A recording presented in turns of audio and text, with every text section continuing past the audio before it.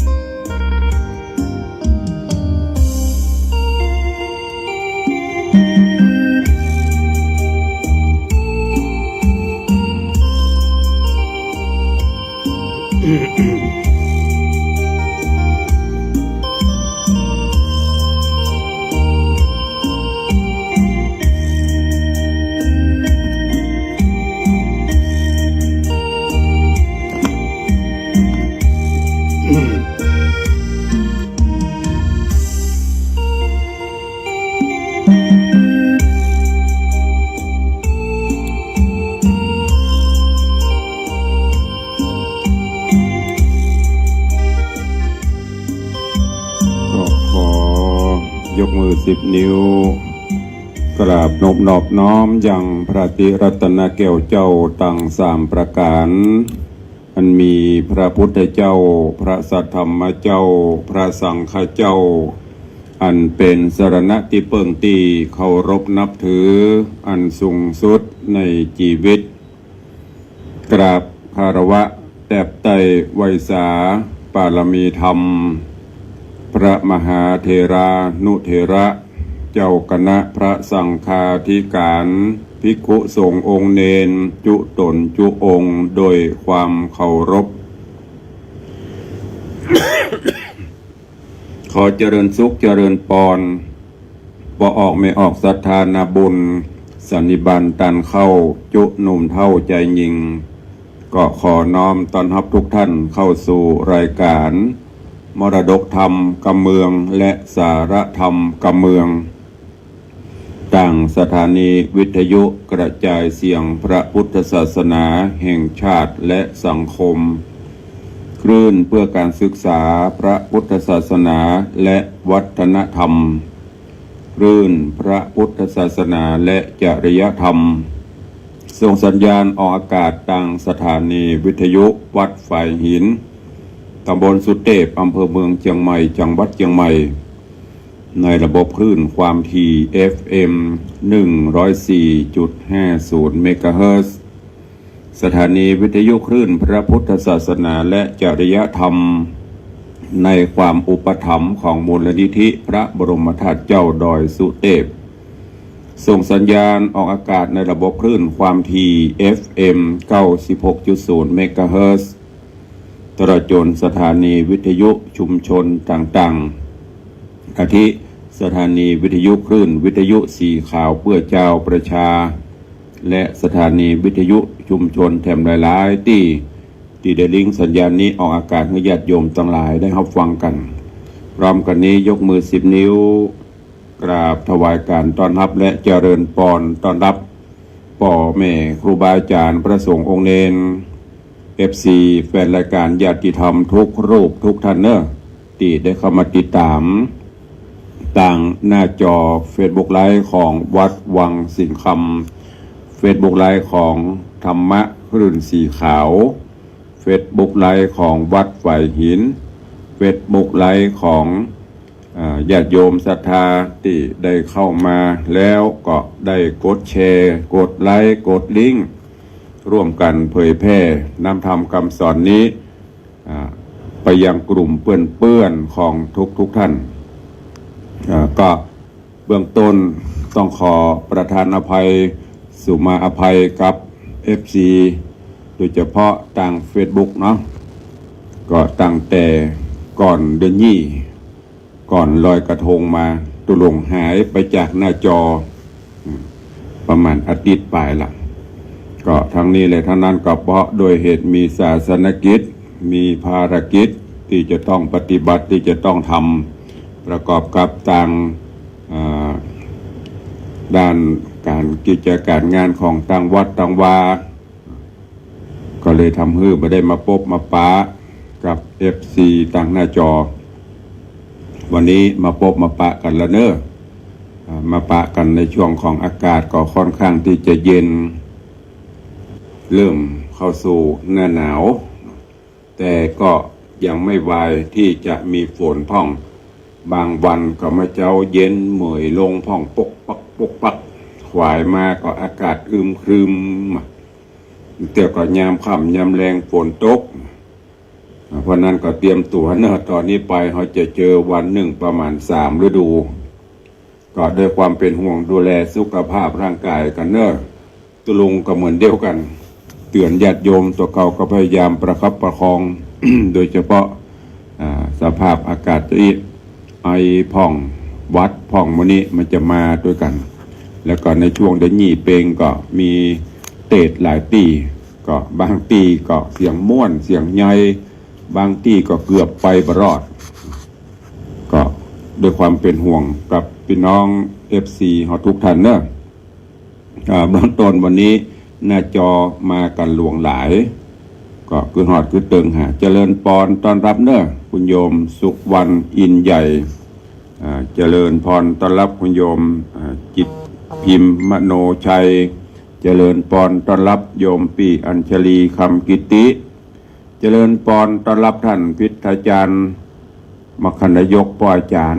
จื่อดังพินันอิสมเตปินพินันอิสมเจ็ดสี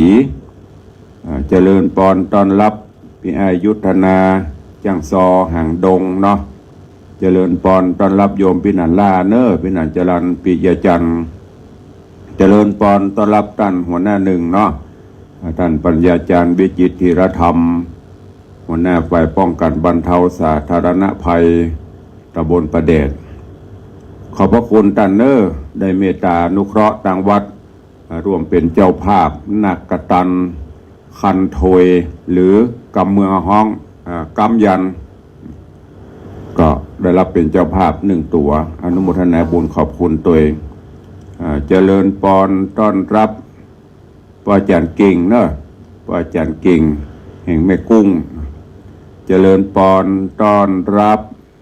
โยมแม่บุญป่านมีงานเจริญปอนต้อนรับคุณโยมสลินทิพย์บุญเลิศกำลังเข้ามาชมกันเนาะขอขอบคุณอนุโมทนาบุญกับทุกท่านเนอะยินดีต้อนรับทุกท่านเข้าสู่รายการตัวเองถวายการต้อนรับท่านเจ้าคุณวัดประเดืออาจารย์พระครูวิมลลืมตื่อใหม่แล้วมันล่ำได้ห้องนะอาจารย์พระครูประหลัดนิพนธ์เนาะท่านเลขานุการเจ้าคณะอำเภอสระปีอย่างหัวจื่อใหม่ปะนี่จัดงาน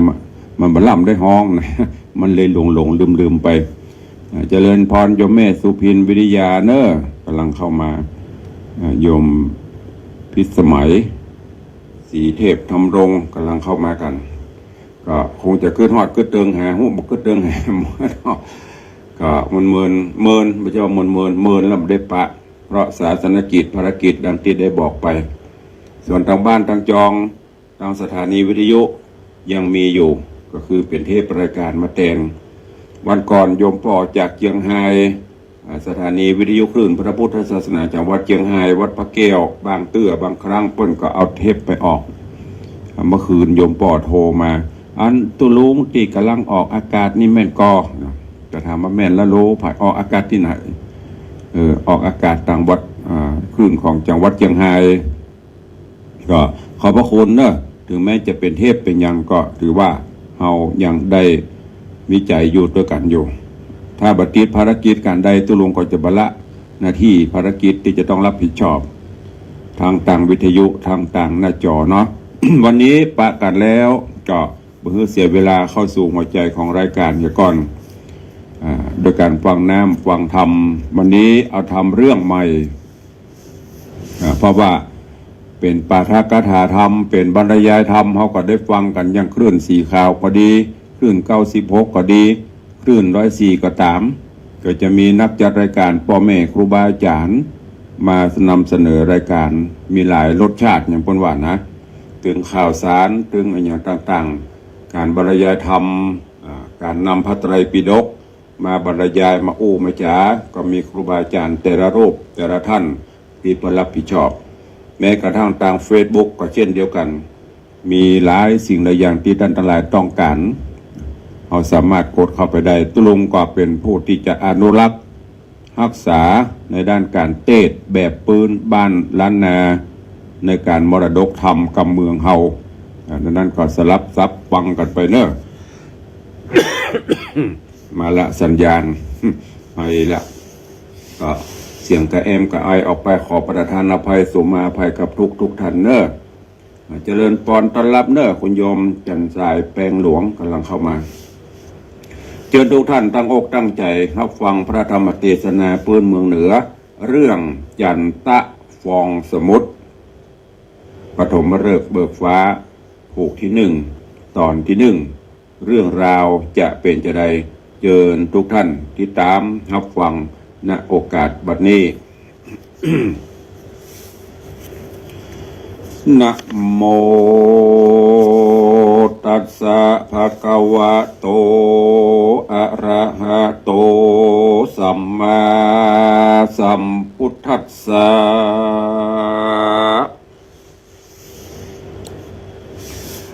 เอวัมเหสุตังเอกังสะมะยังภะคะวาลาจะกะเหวิหะรติเจตวเนดังเนสาทะโวดุราโสตุจนะสัพพุริสะตั้งหลายตั้งหญิงและชายหนุ่มเฒ่าตั้งศรัทธาเก้ากว่าเจ้าจุมอันมีใจหุมมักไฟ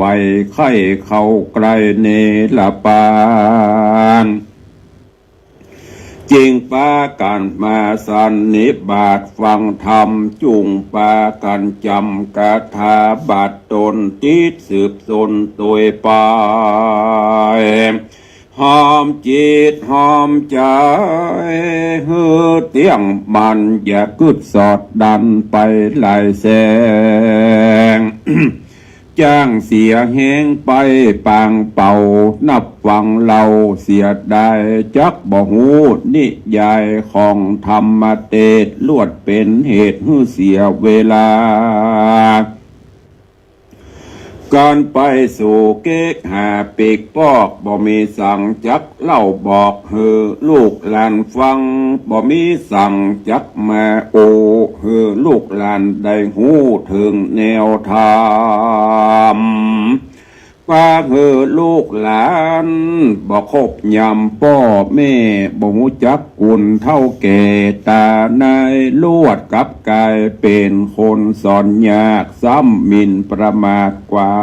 ว่าคนเท่าบ่หูสังกลายเป็นคนดังปลาใบบอดเพราะทำบอกเขาสอดถึงจิตใจ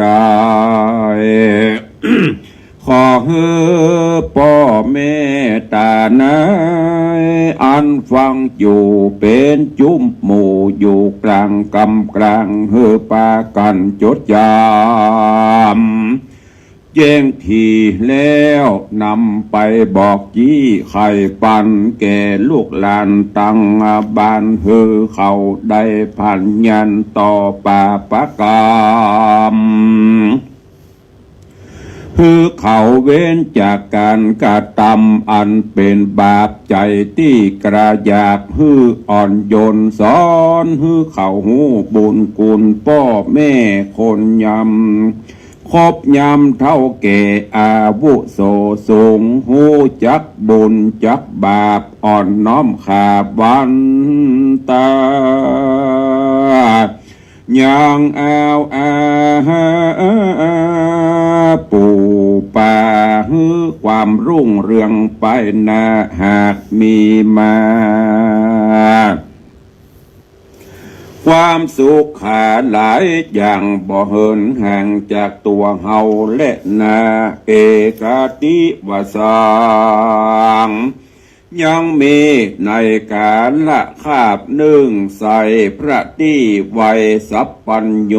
ตนเป็นครูแก่โลกอันกำจัดหือพ้นโศกภัยมาร พงสามล้านยังอยู่กับตังหมู่อรหันตากาณนายีบหมื่นอยู่ระลื่นลายลามในอารามใหญ่กว้างที่จิมคางเมืองสาวัตถีเจ้าปุรีใหญ่น้อยไหลหลังถอยเป็นสายไปน้อมถวายกราบไหว่าไอพระบาทไทยสัพปัญโยคนไหลมาจูละลาดบ่ได้ขาดสักวันยามเจตวนารามกว้างใหญ่ปอเต็มไข่ตังคงเอาใจโจงลิงน้อมเข้าน้ำพร้อมเตตานพิกขาหารใส่บาทมีศีลบ่ขาดเสียตนเพื่อหวังผลเพื่อนาเกิดจันฟ้าและเนลปานยามนอนนายังมีอรหันตามวลบูอันพร้อมหน้าอยู่โรงธรรมก็จากกรรมอันเป็นเหตุจักหือพระเจ้าเตสนาว่าอาวุโสดูกราท่านทั้งหลายเฮยมวลหมู่เฮาแม้กึดอยู่ในใจยินสงสัยบ่แล้วว่าพระตนเจียวสัพปัญโยคนไหลมาจูบอกขาดอภิวาทปูจาโสมนัสสาสะเศร้าสาธุกล่าวยอกุลเฮือตานโนนจ้าใจเขานั่งไกลฟังธรรมมีหน้านำล้านโกดพระภายโพจุคนพองก็เอาตน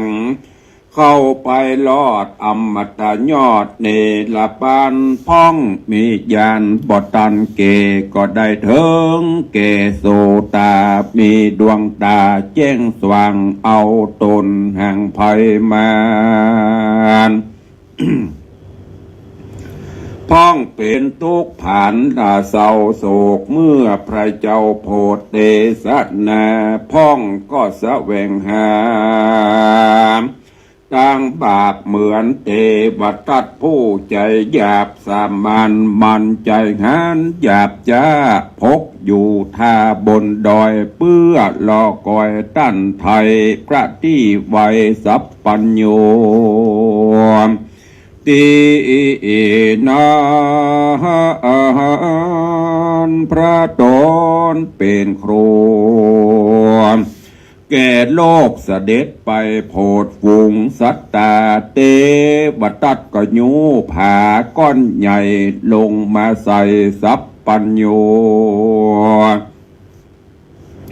เพื่อฮือพระตนเป็นครูโลกลาฮือมวยนาตายไปตนจักใดเป็นใหญ่แตนพระบาทไทยศาสดาส่วนก้อนผาลูกใหญ่ก็กลิ้งลงมาต่ำใส่พระบาทไทยปาตาพระพุทธายอดซอยโลหิตหยาดย้อยเต้าเม็ดงาเตวตาตาได้กระทำบาปอนันตริยกรรมอันกระยาบเน้นนาเกพระพุทธาที่อีวายแผ่นดินนาก็มาอดบอดใดเนี่ยจองไว้สรุปเอาเพราะกรรมบ่เบากว้างใหญ่หือเตวตัดได้ ลงไปไม่ในอเวจีเพราะกรรมบดีฮึกหยาบอันมาเป็นบาปแน่นนา เมื่อพระสังฆามวลหมู่ได้มาสู่จากได้มาฟู่จากกันเสียงเรื่องนั้นมีกองในแห่งห้องศาลาตังสุตัวพระกวาในกาละนั้นเราพระเป็นเจ้าทะรงยันพงสำลานยังอยู่ในแก้วกูกุดีโสตัญญาณมีเป่งปล่อยได้ยินถ้อยคำจาของพระสังฆามวลหมู่ไข่กล่าวโอในโรงธรรมพระองค์คำเป็นเจ้ามีใจเต้าคุณนาจริงจักลีลากลาพรากเสด็จออกจากกุดีโดยสีวิลาศไปนั่งเนื้ออาสนะแล้วก็มาโปชากรรมที่ทอยเป็นกรรมจื่นจ้อยวอนหูว่าภิกขเวดูราภิกขุทรงตนทะลงสินใส่บ่จ้ามานั่งพร้อมนาอยู่ยังยายตานตังหลายมวลหมู่มาจากกล่าวโอสั่งจาหันเฮาแม่จวนใส่ลวดปากันยังไว้บ่เจียนจานิจาที่นั้นพระสังฆาตนจะลาดก็ยกมืออภิวาทวันตาไข่ขี้ยะเล่าเก้าฮือพระเป็นเจ้าตามมีที่นั้นพระมุนีตนผ่านเพวเกาะไข่ข้าอุบเกวเตสนาว่าภิกขเวโดราภิกขุตังหลายอันมีสินใสสะอาดเมื่อพระตถาคตเกิดมา เอาจาดสมปานแม่นว่าเตวตัดหานใจบาปอันมาขณะพระตถาก็บ่ใจมีแต่กาละปางนี้นาแม่นในกาละเมื่อก่อนก็ยังมีหอนชิบหายเมื่อพระตถาได้เวียนว่ายตายเกิดอยู่ในโลกสงสารเตบัตตัดหานก็ติดตามบ่อพรากจูขับฮื้อเจียนจากนครใจเข้าเอาใส่เปไหลน้ำพระตถาคตก็ยังล่วงล้ำภัยมาก่อนจะขานเต้าอันก็ดับอยู่หันบ่ปากเจียนจาตีนาพระสังฆาตนจะลาดก็อภิวาทนมัสการ ว่าอาติเตอติตะการล่วงแล้วปางเมื่อพระตนแก้วปั้มเป่งธรรมเมินแนะนำนักเกใครหูเตสันดาขอพระจูงไข่โอกาจูงไข่ขอพระจูงไข่กล่าวแทงเฮือสว่างเจงแนวนะนาวแนวแดดเตอะอะทะโคภะกวาเมื่อนานพระพุทธเจ้าสัพปัญโยตนผ่านเพวจิงไข่ข้าอุแก้วเตสะนาว่าสิริมัทธีปุระนะกะเลลัจจังกาเลสิโปธิสัตตังดังเนภิกขเวโดราภิกขุตังหลายอาติเตกาเลน้อยกาละเมื่อขามล่วงพ้นไปแล้วนา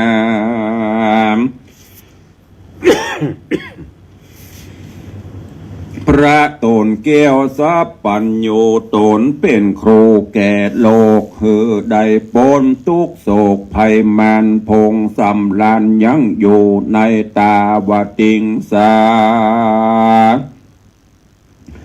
กาละยามนอนนายังมีเมืองอันหนึ่งชื่อว่าปุระนครยังมีเต้าภูทรตนเป็นใหญ่นามชื่อไดวาสิริมิธิราชา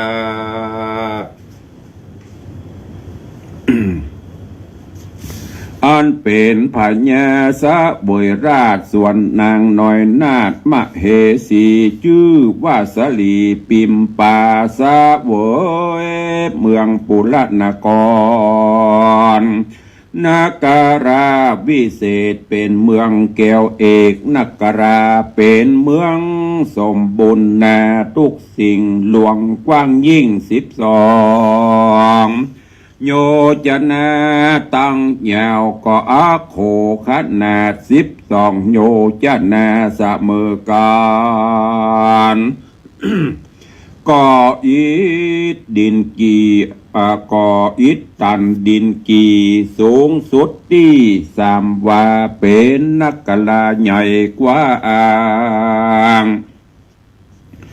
บ้านเมืองสร้างจะเลินเดส่วนพญาสิริมิธิโดนยศใหญ่ปฏิบัติ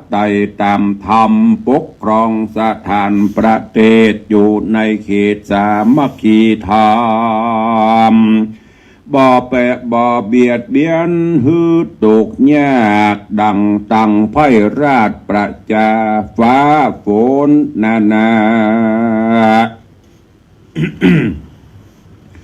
ฟ้าฝน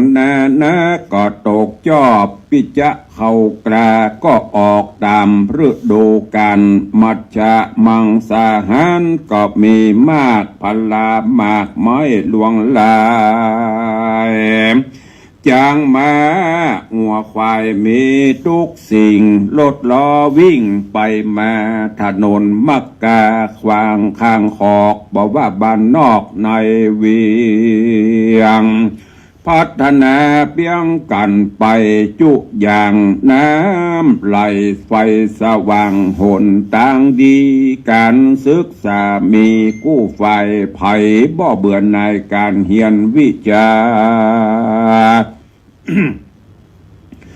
นับแต่ปัทมาแต่กาตราต่อเต้าถึงไปสุดแล้วแต่คนตั้งหลายจักจอบเหียนไว้ประกอบกับตนเกิดมาเป็นคนบอกวันประมาทมันเล่าเหียนอย่าได้ขาดก็นับว่าประเทศชาติจะเลิศดีฝ่ายปกครองก็มีมากเพื่อระงับการวิวาทผิดเถียงกันตั้งหมู่ตั้งยุคอย่าป้องกัน ก็มีมากหงยาหากมีลายหลอนอันตรายบังเกิดเปียที่เลิศโรกามีหมอรักษาบ่ได้ขาดฝูงโรกาพยาธิหายปันฝ่ายทะลงธรรมสมณเพศเตียนย่อมอยู่ในเขตฟังศีลธรรมอบรมกรรมสั่งสอนสวดมนต์ปั้มเป่งภาวัดนาอยู่ตามสิกขาพุทธบาทเอาธรรม เอาธรรมะก่อนใจฝุ่งไพร่ใจกว่าปอกกาดูตั้งนั่งทาขายของบ่มีเศร้ามองสักหยาดในเมืองเกียวราชปุระนคราปออกา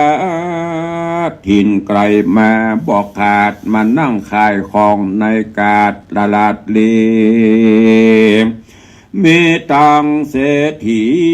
และนายห้างใหญ่ป้อเลี้ยงไฟมีเงินกลางคืนตึงมาหอดบ่าวสาวสอดหาก่อน เดินมักกะต่างเป็นหมู่จ่าฟู่อูเพลิดเพลินเอวร่าเริงเขาออกตุกสลอกหนตางโดมวนมันโอดเอามาหอละศพเล่านันเนืองฝูงไพร่เมืองและเจ้าให้หยุดตั้งใส่กระตำการมีต้นว่า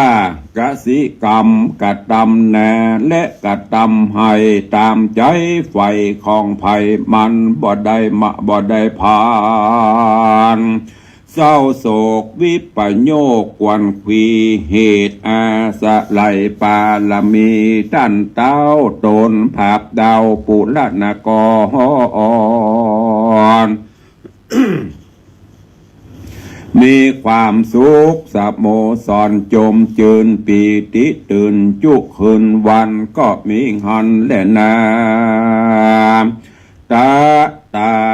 ในกาลานั้นใส่พญายศใหญ่สิริมิติราจาก็ได้ลูกธิดางามแง่อันเกิดจากแม่สลีปิมปาเมลักษณะงามสะอาดสมเป็นลูกเต้าราชราชาเมชื่อว่าสามาว่าดีอะเครือมีเนื้อเกลี้ยงอ่อนโซอ่อนสมสาย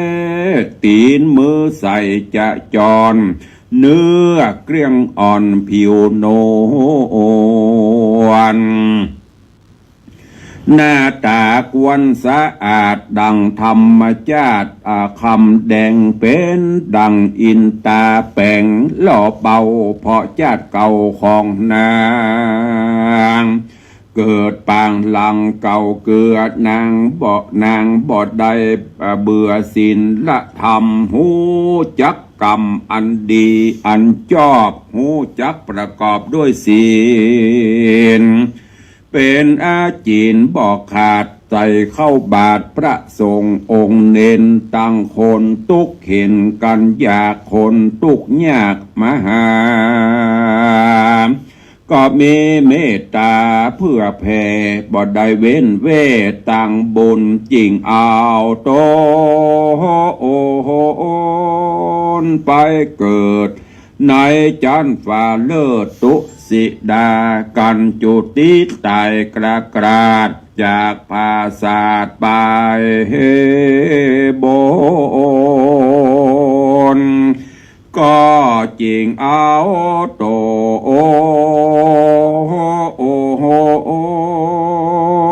แม้เกิดในเมืองเกียวเลิ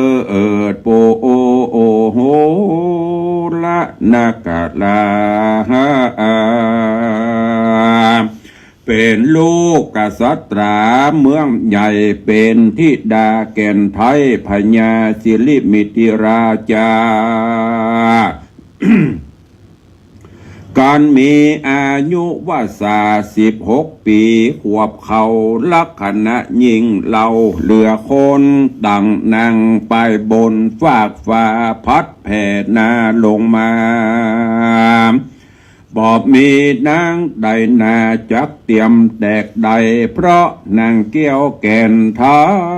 ยมีบุญมี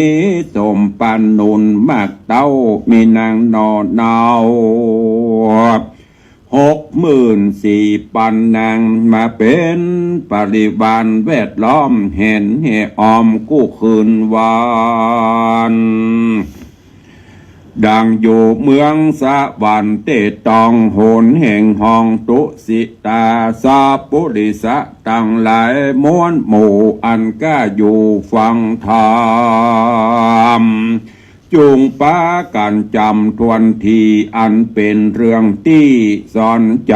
กันพูดใดอยากใดเป็นดังนางเกี้ยวไทยสามวดี ก็เฮือป้ากันมีใจแผ่กวางรีบเร่งสั่งบุญตานเธอได้ช่วยหนุนเตือมกำตั้งเขาน้ำเป็นตาล แก่คนผ่านกันอยากศีลทำบ่พรากเสียตนอยากมีใจอย่ามีใจมืดมนหึกหยาบกระทำบาปนานาเป็ดไก่หมูหมาสัตว์เลี้ยงฮือเมตตาเสียงจุตัวตั้งควายงูและจางมาอย่าเข็นคาทารุณสัตว์ตัวเป็นกุลนาเป็นกุลลากล้อดังควายเข้าบ้องใส่นาอย่าข้ามขาตีเขียนจักเป็นกรรมบ่หูเมียนติดตัวตามตัวไปกำจังไรหึกหยาบมันจังเกณฑ์ขนาบหือได้ตกอเวจีเกิดมาตีใดก็มีคนคำราบเกณฑ์ขนาบหือตุกโจรมีแต่กังวลห้อนไม่ตกต่ำไตอนาถา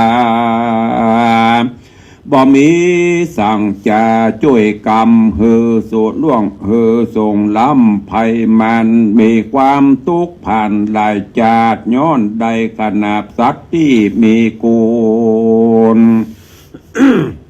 เฮอปากันสะแหวงหาบุญใจอย่าได้ประมาทละสาตั้งปิตามันดาพ่อแม่ตั้งเท่าแก่ตานายฮือมีใจอ่อนน้อมเคารพธรรมตัวตนอย่าเป็นคนแข่งกัดดังพ่อแม่สอนสั่งฮือฟังกรรมอ่อนน้อมคบยำปู่ป้าอย่าได้ด่าว่าฮือตันเจ็บใจมันจ้างเป็นไฟเอาไม้หือเฮาได้ตุกโจรก็ตำกรรมใดดีก็เป็นผลดีไปนะก็ตามกรรมหยาบจ้าก็จักได้ผลชั่วจ้าไปลุนก็ตำกรรมอันเป็นบุญนั่นก็โจยสิสืบสร้าง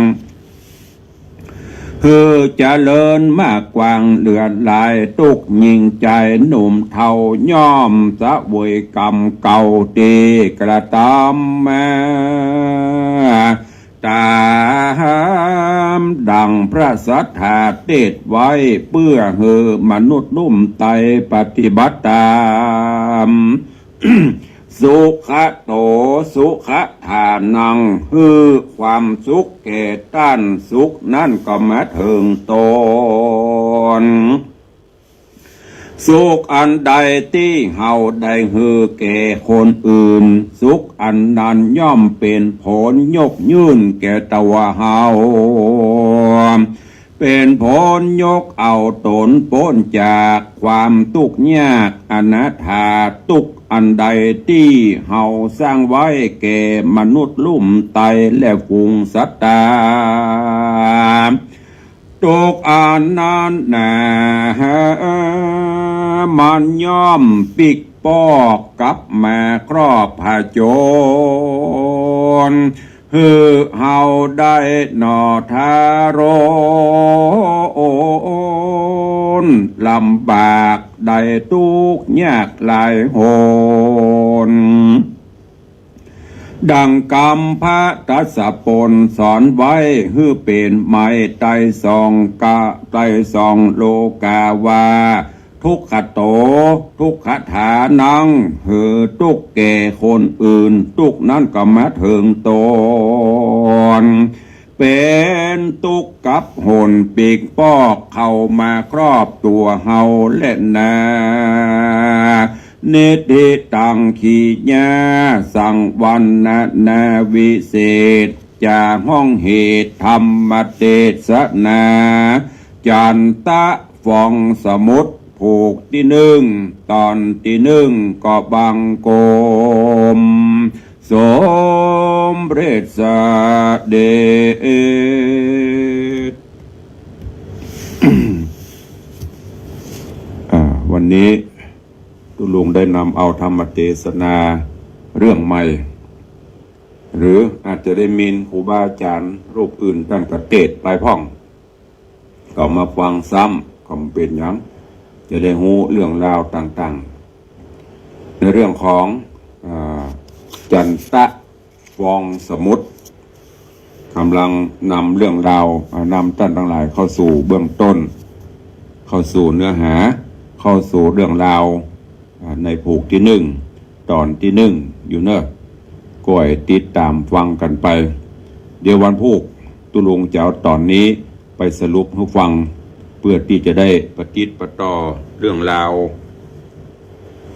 เนื้อหาสาระแล้วก็จะได้ฟังเข้าใจรู้เรื่องกันไปถ้าสรุปวันนี้เดี๋ยววันพุธก็จะลืมเนาะติดตามฟังกันไปเนอะก็วันนี้เดี๋ยวเวลาตามท้ายรายการเห็นหน่อยจะได้เอาไว้พบปะผู้จ๋ากับพี่น้องญาติโยมศรัทธา ก็ขอบคุณอนุโมทนาเนอะตอนนี้ตั้งหน้าจอ Facebook ไลฟ์เจพันเชียงใหม่ กราบไหว้สาเจ้าตุลงสาธุเนอะเจริญปอนโยมประพักเจริญปอนโยมแม่สุปรณีรูมาโยมทองคำที่วงคำโยมแม่ครูเหรียญทองจันทีโยมสมศรีพรหมเมืองโยมแม่นวลศรีนวลศิริหินเขียวโยมแม่เลี้ยงทัดพิชาสุสิงคำแล้วก็มีโยมเพชรเอสเล่กำลังเข้ามากันก็ขอบคุณตลอดจนท่านรองเทิดเกียรติเกิดนพคุณรองนายกเทศมนตรีเมืองแม่เหียเข้ามาติดตามรับชมโยมระวิวันก็เข้ามาพอมากวยเนาะเจริญปอนเนอะก็ขอน้อมต้อนรับทุกท่านเข้าสู่รายการโดยพร้อมเพรียงกันเดี๋ยวที่เหลือที่บริตักตายตุลุงจะได้ไปตักตาย ในดังหลังรายการหลังใหม่เนอะทางบ้านทางจองวันนี้ก็ไม่ได้ปะกันก็เดี๋ยวไผ่ไข่อู้ไข่จ่าก็รอสักกรรมเนอะก่อนที่จะเปิดหน้าไม้ตุลุงก็ขอนำข่าวสารมาประชาสัมพันธ์ให้กับทุกท่านตัว ในวันที่วันที่ 7 ธันวาคมต่างคณะสงฆ์ภาค 7ในเมตตาบารมีธรรมพระเดชพระคุณหลวงพ่อพระธรรมเสนาบดีเจ้าคณะภาค 7เจ้าอาวาสวัดพระบรมธาตุเจ้าดอยสุเทพร่วมกับคณะสงฆ์ภาค 7 3 จังหวัดอันมีเชียงใหม่ละปูนแม่ฮ่องสอนก็จะได้จัดกิจกรรมนับตั้งแต่ก็จะมีการตรวจข้อสอบธรรมศึกษาดนตรีแล้วก็จะมีการนำผลงานของหน่วยอบรมประชาชนประจำตำบลทุกตำบลได้นำมาเสนอเพื่อจะคัดเลือกตำบลที่มีผลงานนำเสนอที่วัดดอยสัพพัญญูอำเภอแม่หวางเนอะก็เชิญชวนญาติโยมศรัทธาเข้าไปร่วมวันนั้นก็จะมีการประชุมมีการเสวนาเจ้าคณะผู้ปกครองเจ้าคณะพระสังฆาธิการหลายอย่างด้วยกันก็นำเรียนแจ้งให้ทุกท่านตัวแถมเรื่องก็คือในตอนนี้ต่างคณะสงฆ์ภาค 7เช่นเดียวกันฝ่ายบาลีศึกษาเพิ่นก็มีการเปิดอบรมบาลีก็คือลูกพระลูกเนนที่จะสอบบาลีตั้งแต่ประโยคปท1 2ไปจนถึงประโยค9ก็ตอนนี้เพิ่นก็จะมีการฝึกอบรมเข้มอบรมบาลีก่อนสอบก็จะมีครูบาอาจารย์ได้ไปติวไว้ต่อติวข้อสอบคอนเทนต์ข้อสอบลูกพระลูกเนนที่เพิ่นจะสอบประมาณ350หรือว่า400รูป400กว่าชีวิตถึง3จังหวัดหรือจังหวัดอื่นภาคอื่นก็มีมาโดยมีพระเดชพระคุณหลวงพ่อเจ้าคุณพระราชรัชมุนีรองเจ้าคณะจังหวัดเชียงใหม่ผู้อำนวยการสอบการอบรม ในเมตตาของมูลนิธิพระบรมธาตุเจ้าดอยสุเทพโดยต้นมีการอบรมกันที่วัดดอยสัปปัญญูเช่นเดียวกันเนอะดอยสัปปัญญูตำบลดอนเปาอำเภอแม่วางจังหวัดเชียงใหม่ท่านผู้ใดมีกุศลและเจตนาใครไปเป็นเจ้าภาพถวายน้ำปานะถวายภัตตาหารเจ้าถวายจังหันเจ้าถวายภัตตาหารเพนน้ำปานะก็เจริญปอนเจิญเนอะแจ้งความจำนงได้ที่ทุกเจ้าหลวงทุกวัดหรือว่าสำนักงานเจ้าคณะอำเภอทุกอำเภอถึง3 จังหวัดเท่านี้อาหารเพนถ้าจำประพิษมื้อเพนมื้อละ 15,000 บาทอันนี้เท่าที่จำได้ส่วนภัตตาหารเจ้าอาจจะเป็นข้าวต้มเป็นอย่างนี้หรือ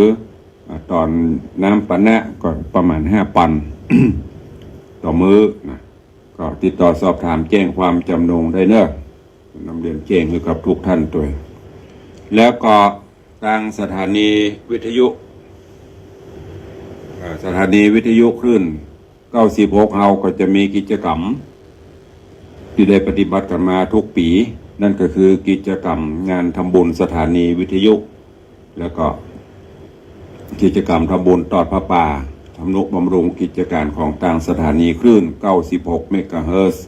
ปีนี้ทางคณะกรรมการบริหารสถานีวิทยุอันมีท่านปโกวลบนามบงพรหมผู้อำนวยการสถานีก็ได้ประชุมปรึกษากับคณะพระนักจัดรายการกับผู้บริหารสถานีแล้วกำหนดการจะจัดงานสถานีเราในวันที่14ธันวาเนอะวันที่14ธันวาคมก็จะมีกิจกรรมงานบุญทักษิณาอุทิศบุญกุศลน้อมถวายแด่ดวงพระวิญญาณปอพญามังลายมหาราชก็ดีตลอดจนบูรพกษัตริยาธิราชเจ้าแล้วก็บำเพ็ญบุญกุศลทักษิณานุปทานมีการกิจกรรมอย่างหลายสิ่งหลายอย่างดังที่เขาได้ปฏิบัติกันมาที่สำคัญเชิญชวนทุกท่านร่วมเป็นเจ้าภาพทำบุญตอดผ้าป่าสามัคคีตามกำลังจิตเจตนาเนอะเพื่อบำรุงสถานีวิทยุเขาตัวในวันที่14ธันวาคมน้อมเอิญเจิญจวน FC ทุกท่านเนอะร่วมมุทนาบุญด้วยกันเข้ามาถึงของต่างวัดวังสิงห์คำวัดวังสิงห์คำตุลุงก็ขออนุโมทนาบุญขอบคุณเนอะตั้งแต่ปูจาโกมกันมาในโอกาสนี้ก็ได้รับเมตตาจากญาติโยมศรัทธาเป็นอย่างดีมาถึงบัดนี้ก็มีข่าวสารที่จะแจ้งบอกบุญกับศรัทธานั่นก็คือในตอนนี้ได้เริ่มการก่อสร้างกุฏิสงฆ์องค์หลวงอย่างที่ได้บอกไปก็จะพยายามคือมันเสร็จภายในประมาณต้นปีนี้ก็อาจจะเสร็จไปอาจจะเนอะไม่ใช่ว่าจะเสร็จนะอาจจะถ้าได้รับเมตตาจากญาติโยมศรัทธาผู้เศรษฐีใจบุญในทุนใจดีก็จะอาจจะเสร็จในตอนนี้ก็ได้บอกกล่าวกับญาติโยมศรัทธาเขาได้ร่วมเป็นเจ้าภาพนาคกตันหรือกำไทยพ้องคันโทยกำเมืองเขากำยันโจกชะตากำโจกชะตาราศีอันนี้ตามคตินิยมความเชื่อเป็นนาคตันแกะสลักโดยไม้สักหนาประมาณ2 นิ้วความสูง1.20 เมตรความกว้าง60 เซนซึ่งทางช่างทางศาลา เปิ่นได้กำหนดราคาไว้ตัวละ 7,500 บาท 7,500 บาทจะใช้ตึงหมดตึงมวลกันอยู่28 ตัว28 ชุดแล้วก็ในเจ้าภาพแต่ละท่านแต่ละคนที่รับไว้ก็จะมีการแกะตัวเปิ้ง12ราศีตัวเปิ้งคือเจ้ามูลศรัทธาที่รับพร้อมกันนั้นก็จะได้จารึกชื่อติดว่านาคตันตัวนี้ใครเป็นเจ้าภาพเจ้าศรัทธาก็ชื่อของท่านก็จะติดจารึกไว้ที่ท่านเหมือนอย่างเจ้าภาพอื่นๆที่ตุลุงประกาศไปขอขอบคุณอนุโมทนาบุญเนอะกับพี่นันจรันปิยจันทร์พี่นันล่าบ้านดอยซิว พี่นานก็เป็นผู้มีพระคุณอุปถัมภ์มาตลอดหอมกินหอมตาลกับวัดกับตุลุงมาตลอดบละนักพ่องน้อยพ่องตามกำลังศรัทธาการนี้ก็พี่นานจรัญปิยจันทร์หรือว่าพี่นานล่าก็รับเป็นเจ้าภาพนาคตัน1 ตั๋ว 7,500 บาทถัดนั้นมาก็มีโยมแม่ละอปิยจันทร์โยมแม่ละอปิยจันทร์ก็เป็นญาติผู้ใหญ่ญาติพี่น้องถึงพี่นานจรัญก็บ้านตัวซิวเช่นเดียวกันก็รับเป็นเจ้าภาพนาคตันแถม1 ตั๋ว 7,500 บาทถัดนั้นมาก็มีท่านพระอาจารย์ชัยวิทย์ ผู้ช่วยหรือว่ารองเจ้าวาดวัดตาตุ้มอำเภอสันทรายก็เมตตาเป็นเจ้าภาพ1 ตั๋วมันเจ้าวัดตู้เจ้าพ่นมากินประทานนะญาติโยมพระสงฆ์องค์ข้าเจ้าก็กินก็ทาน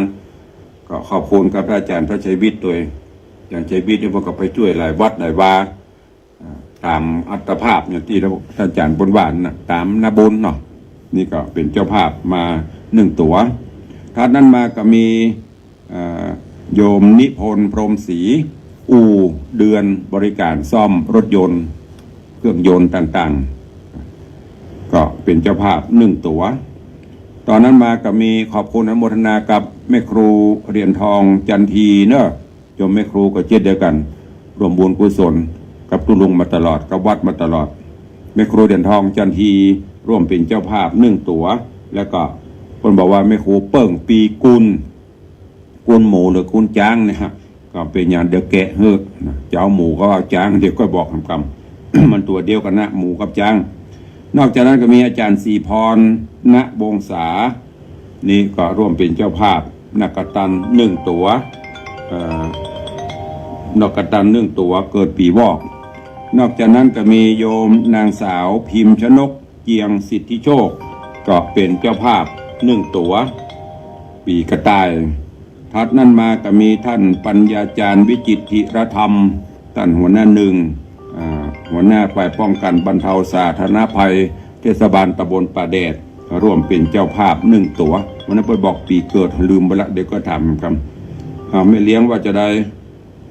ไม่ทราบครับคุณน้าพึ่งตัวเนื้อปีงัวล่ามลีแล้วกันข้างอยู่เป็นสาวโอ้หลายตัวครับมีสาว8 ตั๋วตอนนี้กำลังได้อยู่7 ตั๋วโอ้ไม่ทราบครับขอบคุณเนอะเลี้ยงเนอะอนุโมทนาสาธุขอบคุณกับโยมปเลี้ยงธนวัฒน์แม่เลี้ยงทัดพิชาสุสิงคำก็แจ้งเข้ามารับเป็นเจ้าภาพแถม1 ตั๋วปเลี้ยงประเกิดปีโง่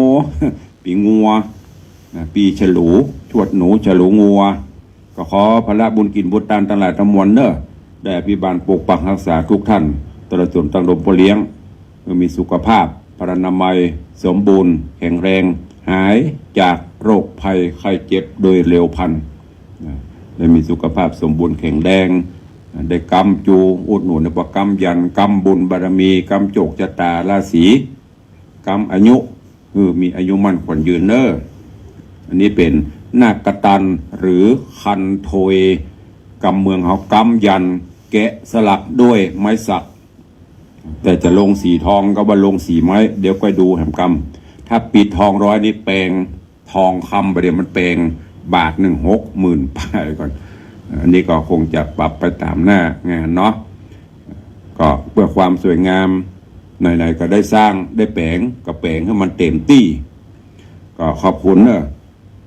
ล่าสุดล่าวันนี้โยมปเลี้ยงธนวัฒน์แม่เลี้ยงทัดพิชาสุสิงคำก็เป็นเจ้าภาพแถม1 ตั๋วตอนนี้ได้1 2 3 4 5 6 7 8 9 ตั๋วโครงค้างแถม19 ตั๋ว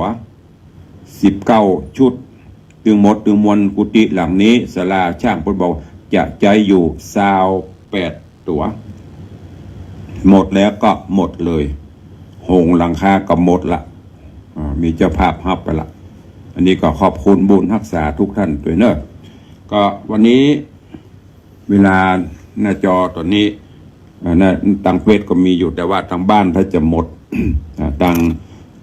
104ยังทดเวลาบัตรเจ็บให้อยู่แหมสักนาทีเพื่อทางบ้านคอยจะจะตัวตุลุงไม่ได้ปะกันเมินเข้ามาเนอะ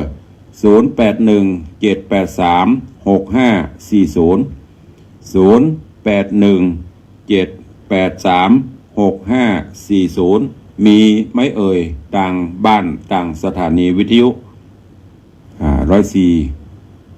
ถ้ามาเจ้าจะเป็น104ภาคบ่ายจะเป็น96 มีก็ถ้ามีก็เข้ามาเพราะตอนนี้เวลาจะหมดละทางบ้านทางจองทดเวลาเงี้ยหน่อยดักปิงบินบอย ไม่มีละเนาะทางสถานีวิทยุนี่มีบหลายละ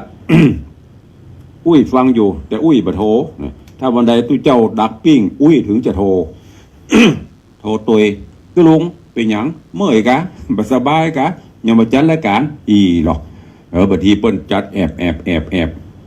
ไม่ส่งกำลังใจมาให้กันเลยก็เลยบ่ฮู้ฟังบ่ฮู้เนาะเอาแล้วเนาะพร่ำไปนักเวลามันบ่รอ